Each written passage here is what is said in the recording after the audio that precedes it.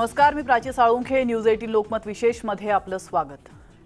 केंद्रीय अंमली पदार्थ विरोधी पथकाने मुंबईतील आणखी एका ड्रग्ज नेटवर्कचा पर्दाफाश केला आहे. मुंबईपासून मुंब्रापर्यंत ड्रग्जचं नेटवर्क चालवलं जात होतं. त्या नेटवर्कमध्ये शेकडो पेडलर काम करत होते. मात्र केंद्रीय अंमली पदार्थ विरोधी पथकानं त्या नेटवर्कला सुरुंग लावलाय. कोण आहेत मुंबईतील ते नशेचे सौदागर? कोण तरुणांच्या रक्तात नशेचं विष पेरण्याचा प्रयत्न करताय? केंद्रीय अंमली पदार्थ विरोधी पथकाने ते नेटवर्क कसं उद्ध्वस्त केलंय, या सगळ्या प्रश्नांचा वेध घेणार आहोत ड्रग्सच्या विळख्यात मुंबई या खास शो मध्ये.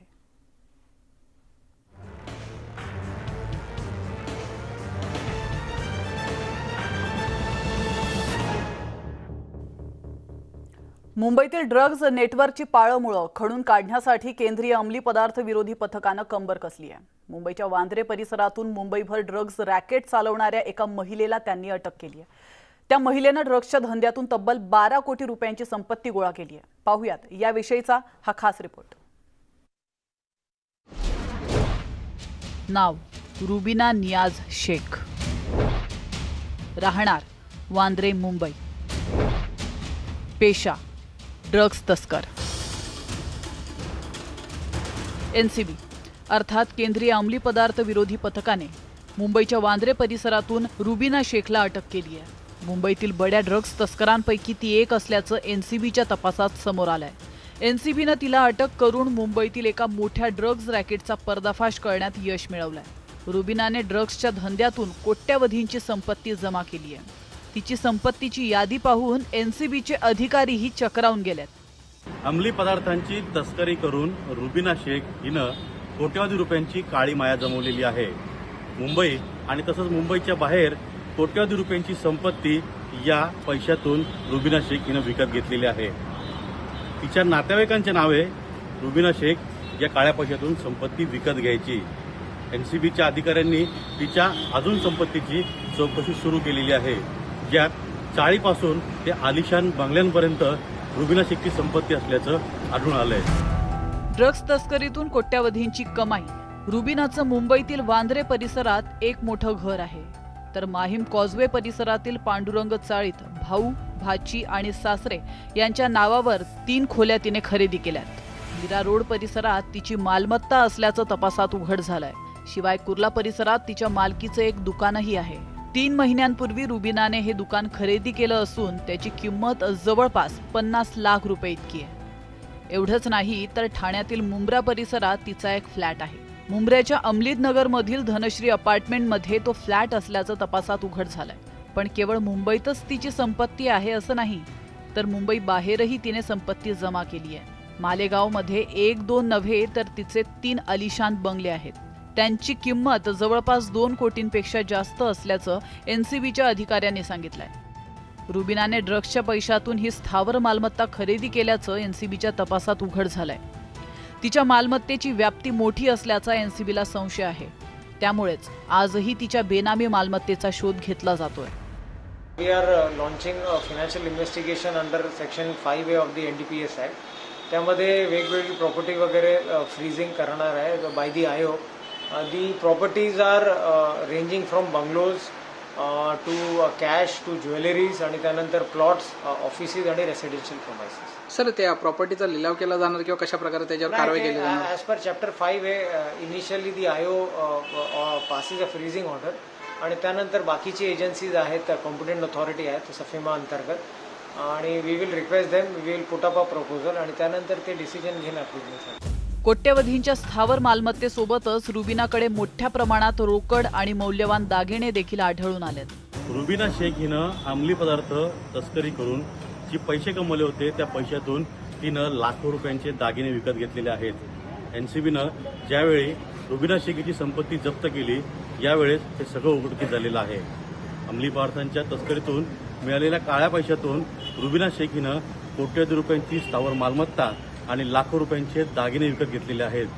10 वर्षाच्या कारकिर्दीमध्ये रुबिना शेख हिनं अंमली पदार्थ तस्कर करून भरपूर पैसे कमवलेले आहेत, ज्याची मोजदाद अजूनही एनसीबी करत आहे. पण एनसीबीनं रुबिना शेख हिचं पितळ उघडं पाडल्यामुळे तिची आणखीन किती संपत्ती आहे हे देखील लवकरच बाहेर येईल.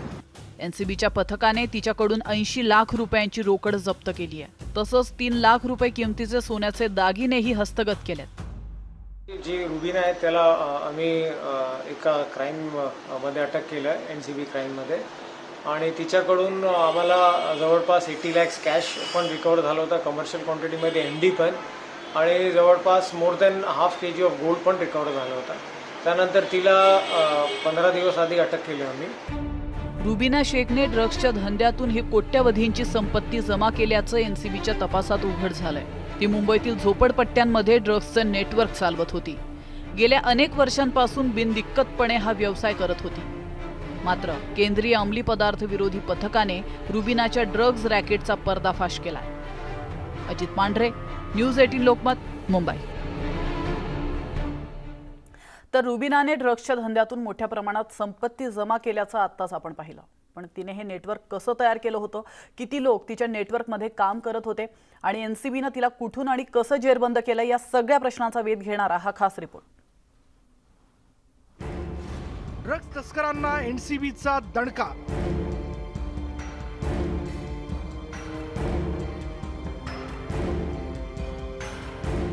ड्रग्ज तस्कर रुबीना अखेर जेरबंद. रुबीनाच्या ड्रग्ज नेटवर्कचा पर्दाफाश.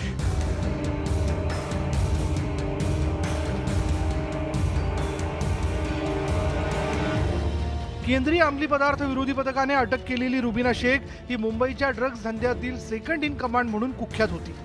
यावरून तुम्हाला तिच्या या काळ्या धंद्याचा अंदाज आला असेल. रुबीनानं मुंबईच्या झोपडपट्टीत आपल्या ड्रग्जचं नेटवर्क तयार केलं होतं, कारण झोपडपट्ट्यांमध्ये मोठ्या प्रमाणात अंमली पदार्थांची विक्री होते हे जग जाहीर आहे. झोपडपट्ट्यांच्या अरुंद गल्ली बोळांमध्ये रुबीना आपल्या हस्तकांमार्फत ड्रग्जची विक्री करत होती. त्यासाठी तिने ठिकठिकाणी आपले एजंट नेमले होते. 40 जणांच्या माध्यमातून ती ड्रग्जची तस्करी करत होती. जवळपास 400 लोक तिच्या या नेटवर्कमध्ये काम करत असल्याचा NCBला संशय आहे. मुख्यतः माहीम, वांद्रे, कुर्ला, कसाईवाडा, मुंब्रा आणि भिवंडी परिसरात रुबीना हे ड्रग्ज नेटवर्क चालवत होती. गेल्या 10 वर्षांपासून ती हा काळा धंदा करत असल्याचं NCBच्या तपासात उघड झालंय. रुबीनानं मुंबईतील झोपडपट्ट्यांमध्ये आपलं अंमली पदार्थ तस्करीचं नेटवर्क तयार केलं होतं. मुंबई उपनगर यासह ठाणे जिल्ह्यातील अनेक झोपडपट्ट्यांमध्ये रुबीनानं आपलं अंमली पदार्थ तस्करीचं जाळं पसरवलं होतं आणि यातूनच तिने स्वतःची एक वेगळी ओळख निर्माण केली होती. पण गेल्या काही महिन्यांपासून NCBनं अंमली पदार्थ तस्करांविरोधात उघडलेल्या मोहिमेमुळे रुबीना NCBच्या रडारवरती आली. मात्र काही दिवसांपूर्वी केंद्रीय अंमली पदार्थ विरोधी पथकाला तिच्या या काळ्या धंद्याची खबर लागली होती. त्यानंतर NCBच्या पथकानं मुंबईतील झोपडपट्टी परिसरात छापे घालण्यास सुरुवात केली. काही ड्रग्ज तस्करांच्या चौकशीतून रुबीना शेख आणि निलोफर सांडोळे ही 2 नावं समोर आली. NCB आपल्या शोधात असल्याची कुणकुण लागताच काही महिन्यांपूर्वीच रुबीना मुंबईतून पसार झाली होती. NCBचा ससेमिरा चुकवण्यासाठी ती गुजरातमध्ये दडून बसली होती. पण NCB तिच्या मागावर होती. देशभरात तिचा शोध घेतला जात असतानाच खबऱ्यानं NCBच्या अधिकाऱ्यांना तिचा ठाव ठिकाणा सांगितला. रुबीना गुजरातमध्ये असल्याची खात्री झाल्यानंतर NCBच्या पथकाने गुजरातच्या उंझा या परिसरातील मीरा दातारमधून रुबीनाच्या मुसक्या आवळल्या. मात्र तिची बॉस निलोफर सांडोळे अद्यापही NCBच्या हाती लागली नाही. NCBच्या पथकानं रुबीनाला अटक केली तेव्हा तिच्याकडून रोख रक्कम, सोन्याचे दागिने आणि 109 ग्रॅम म्याव हे अंमली पदार्थ जप्त करण्यात आले. NCBच्या पथकाने या प्रकरणात आणखी 2 जणांना अटक केली. रुबीना आणि निलोफर या दोघींनीही अंमली पदार्थ तस्करीमध्ये स्वतःचं खूप मोठं नेटवर्क तयार केलं होतं. या दोघी ज्या परिसरात राहतात त्या परिसरामध्ये या दोघींची खूप मोठी दहशत आहे, कारण या दोघींनाही गुन्हेगारी पार्श्वभूमी आहे आणि याचमुळे याआधी मुंबई पोलिसांनी या दोघींवरही कारवाई केली होती. पण NCBनं केलेल्या कारवाईमुळे यांचं अंमली पदार्थ तस्करीचं नेटवर्क जे आहे ते उघडकीस आलं. रुबीना शेख आणि निलोफर सांडोळेची त्या राहत असलेल्या भागात प्रचंड दहशत आहे. त्या परिसरातील लोक रुबीनाच्या मर्जीशिवाय आपलं घरही विकू शकत नसल्याचं बोललं जातं. रुबीना केवळ गुन्हेगारी धंद्यात आहे असं नाही, तर तिचा बाप भूमाफिया आहे. तो एक मोठं नेटवर्क चालत असल्याचं तपासात उघड झालंय. मोकळ्या भूखंडावर झोपड्या बांधून त्याची विक्री करण्याचा त्यांचा धंदा आहे. खरं तर रुबीनाही याच धंद्यात होती. मात्र निलोफर सांडोळेनं अंमली पदार्थाची तस्करी सुरू केली आणि त्यांनी झोपडपट्ट्यांमध्ये हळूहळू आपलं नेटवर्क तयार केलं. निलोफरने रुबीनाकडे ड्रग्सच्या तस्करीची जबाबदारी दिली होती. मुंबईतील माहीम दर्गा लगतच्या परिसरात अल्पवयीन मुलांना अंमली पदार्थ विकल्याप्रकरणी एनसीबीने निलोफर सांडोळेवर गुन्हा दाखल केला. तिच्या माहीममधील घरातून एनसीबीनं 2 लाखाची रोकड तसंच 250 ग्रॅम सोन्याचे दागिने जप्त केले.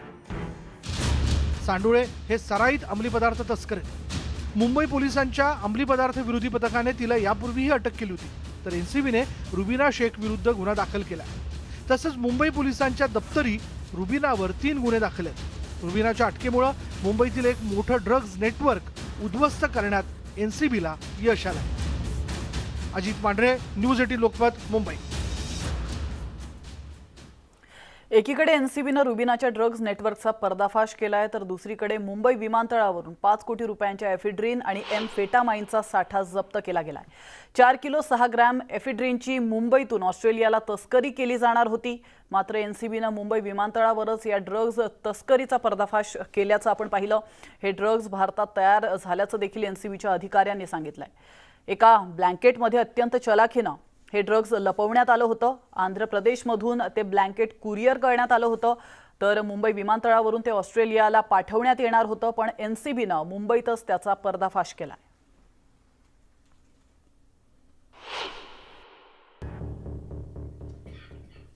ब्रेकनंतर पुन्हा एकदा आपलं स्वागत आहे. एनसीबीनं रुबीनाचं ड्रग्ज नेटवर्क उद्ध्वस्त केलंय आणि याविषयी चर्चा करण्यासाठी आपल्या सोबत आहेत एनसीबीचे संचालक समीर वानखेडे.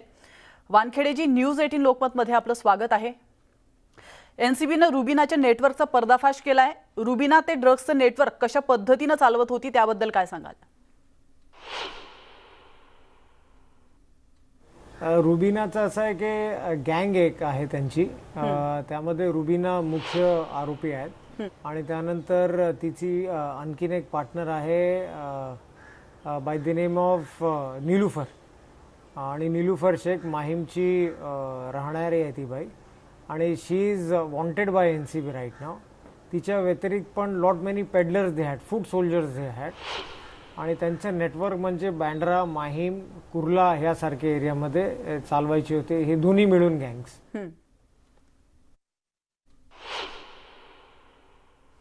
नक्कीच सर, रुबीनाच्या ड्रग्ज तस्करीची मोडस ऑपरेंडी नेमकी कशी होती? यामध्ये तस्करीसाठी अल्पवयीन मुलांचा देखील वापर केला जात असल्याचं देखील समोर आलेलं आहे, त्याबद्दल काय सांगाल? मोडस ऑपरेंडी असं आहे की जे सप्लायर आहेत या गँगचं, आणि त्याला तर already we have intercepted and arrested, आणि त्यानंतर एकदा ड्रग घेतल्यानंतर they use to deploy teenagers also, अशी पण इन्फॉर्मेशन आहे त्यांच्या ग्रिंगमध्ये, आणि they deliberately use to use the teenagers, कारण का जेव्हा पोलीस किंवा एनसीबी ह्यासारखी एजन्सी त्यांच्यावरती ॲक्शन घेणार, so that when kids are there, small youths are there, underage kids are there, तर हे करण्यासाठी they were using teenagers to evade the law. आणि त्यानंतर the rates were also very high compared to the illegal rates were very high compared to the other peddlers. कारण का यांचं असं आहे की जेव्हा MD वगैरे विकणार, so that will be of very high quality what they used to tell. आणि ते झाल्यानंतर ऑल दी मनी जे काय गोळा वगैरे क्राईम प्रोसिड्स जे काय त्या लोकांनी गोळा केला होता, they use to basically again पर्चेसिंगसाठी बाय करायचे, आणि त्यानंतर they use to heavily invest in to lot many real estate properties आणि पर्चेसिंग ऑफ गोल्ड. वानखेडेजी, एनसीबीनं रुबीनाच्या ड्रग्ज रॅकेटचा नेटवर्कचा कशा पद्धतीनं पर्दाफाश केलाय ते मला जाणून घ्यायला आवडेल. आम्हाला जे रेसिडेन्स असोसिएशन्स आहेत खूप माहीमचे किंवा बँड्राचे, ते आमच्याकडे पण आले होते, आणि त्यांनी पण सांगितलं होतं की खूप ॲक्टिव्हिटी त्या लोकांची चालू आहे, पेडलिंग ॲक्टिव्हिटी आणि डिस्ट्रीब्युशन ॲक्टिव्हिटी. तर त्या अनुषंगाने आम्ही मग आमचं वर्कआउट केलं. Then we had our own network आणि वगैरे प्लॅनिंग करून we conducted a seizure in that. आणि ते झाल्यानंतरही apart from resident associations lot many young people out there, ते पण आम्हाला कंप्लेंट केलं होतं की they have become nuisance to that place. तर रुबीना महिला असल्यामुळे तपास यंत्रणांना गुंगारा देण्यात ती यशस्वी झाली होती का? आणि तसंच अशा प्रकरणात कारवाई करताना काही मर्यादा येतात का, त्याबद्दल काय सांगाल? महिलाचं तर definitely she had taken the benefit. कारण काय, whenever the law and order agencies, law enforcement agencies used to approach her किंवा काहीतरी म्हणजे रेड करायला किंवा पकडायला, whenever used to conduct a planning, तर शी यूज टू प्ले के महिला असून वगैरे रात्रीचं, कारण काय the rule is very strict about booking a case on a lady also, आणि त्यानंतर रिगार्डिंग इन्व्हेस्टिगेशन रिगार्डिंग लेडीज, तर ते definitely she was taking advantage of that rule आणि तिचा बिझनेस रात्री चालत होता. बरोबर. वानखेडेजी, रुबिनाच्या ड्रग्ज नेटवर्कवर कारवाई करताना कोणकोणत्या अडचणींना तुम्हाला सामोरं जावं लागलं होतं, त्याविषयी काय सांगाल? हे पण होतं आहे, सर्वात मोठा आव्हान होता की most of them were ladies also, आणि त्यानंतर जे डिप्लॉय टीनेजर्स या लोकांना डिप्लॉय केली होती पेडलिंगसाठी, ते पण एक चॅलेंज होतं आम्हाला. आणि त्यानंतर identification of properties also was a major challenge for us. बरोबर. तर रुबिना कोणत्या प्रकारच्या ड्रग्सची तस्करी करत होती आणि भारतात कोणकोणत्या देशातून ड्रग्सची तस्करी केली जाते? हे बघा, जे हे रुबिना गँग होती, basically they use to deal in mephedrone म्हणजे मिओ MD, ह्या this is the very prevalent drug in Mumbai. Okay. आणि हे जे मॅन्युफॅक्चरिंग आहे, याचं मॅन्युफॅक्चरिंग आपला महाराष्ट्र, गुजरात, कर्नाटक ह्या सर्व पट्ट्यामध्ये त्यांचा इंडस्ट्रियल बेल्टमध्ये लॅब्समध्ये होतो. आणि त्यानंतर once being manufactured it is being illegally brought into the city, आणि त्यानंतर it is from the suppliers it comes to the peddlers, आणि from peddlers it comes to the consumers. तर this is being manufactured in India. बाकीचे खूप drugs वगैरे आहेत जे भारतामध्ये मॅन्युफॅक्चर होत नाही, जसं की cocaine, LSD. these are the drugs which are coming from outside, heroin. Okay.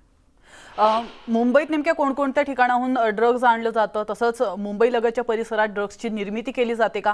तुमच्या एकूणच आजवरच्या अनुभवावरून तुम्ही नेमकं काय सांगाल?